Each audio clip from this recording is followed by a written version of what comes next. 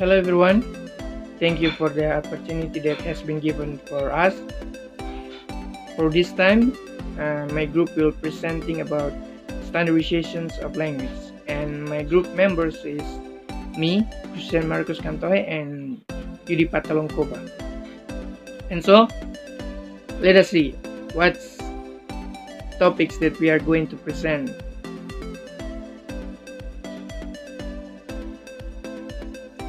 The first is we are going to presenting about definitions of standardizations of language, functions of standardization of language, and the importance of standardization of language, advantages and disadvantages, the elements of standardization of language, and the last, the process of standardization of language.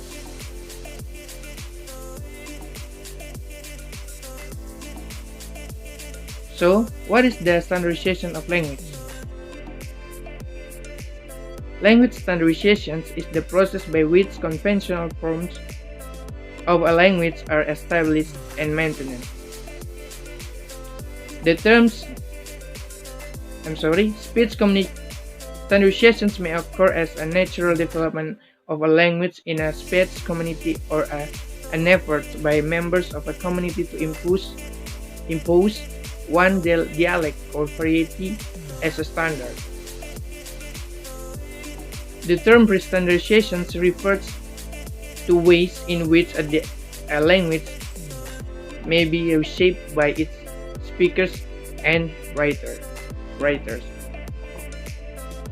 And there are the Indonesian definitions about standardization of language.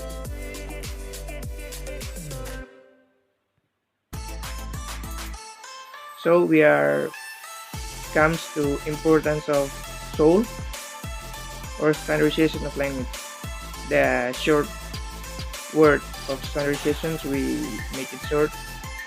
So language standardization has the following functions. Standardization language allows for smoother, more effective and efficient communication. The unity and similarity of language rules and language concepts make it easier to understand each other between members of the language speaking community. So that is the importance of SoL, that makes the unity when you are speaking with the community or society.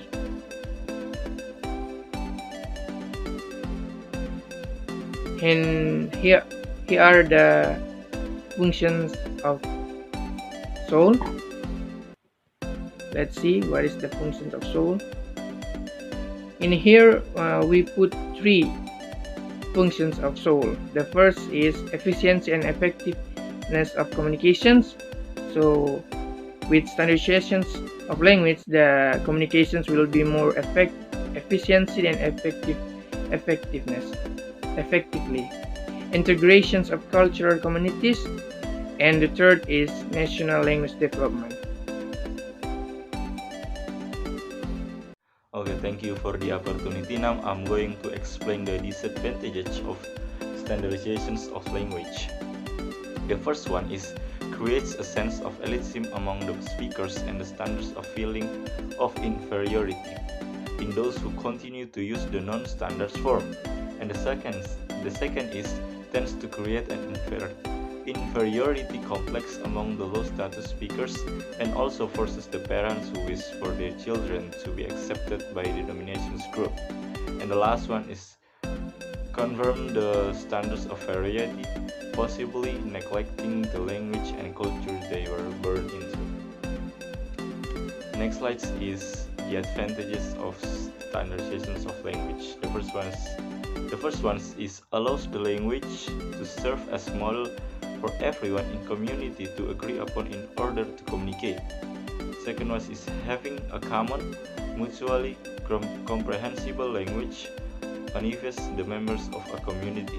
The third one is can be employed to reflect a symbolize some kind of identity and can also be used to give prestige to speaker and The last one is also makes the language easier to teach in school.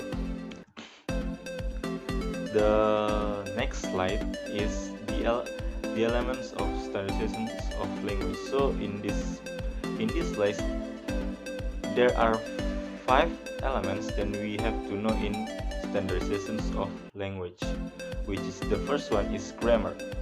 Grammar is the rules in a language for changing the form of a words and joining them into a sentence.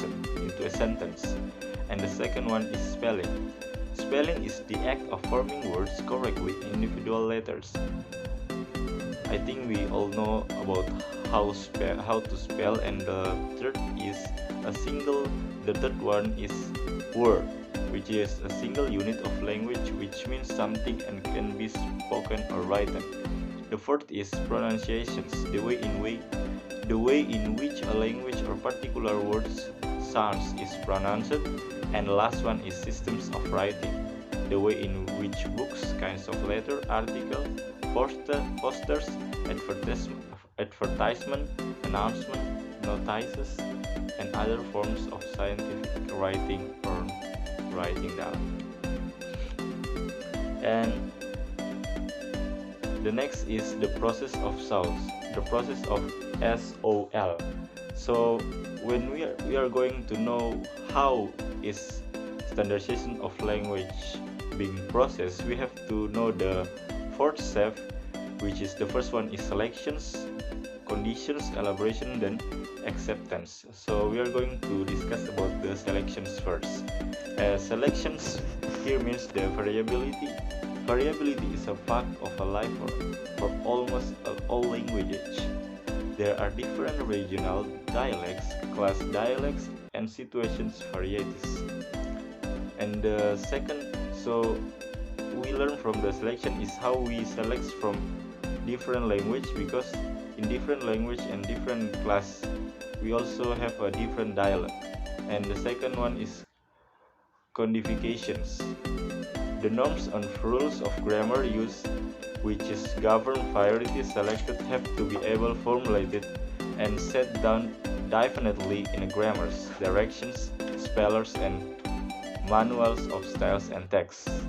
And the third one is elaborations.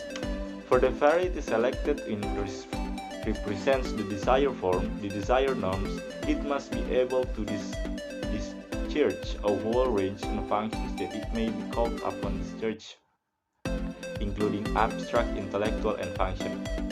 And the last one is acceptance, which is the acceptance by the community of the norms of the variety selected over rival varieties through the promotions, spread, establishment, and enforcements of the norms. So that's all our presentations. That's all, and thank you.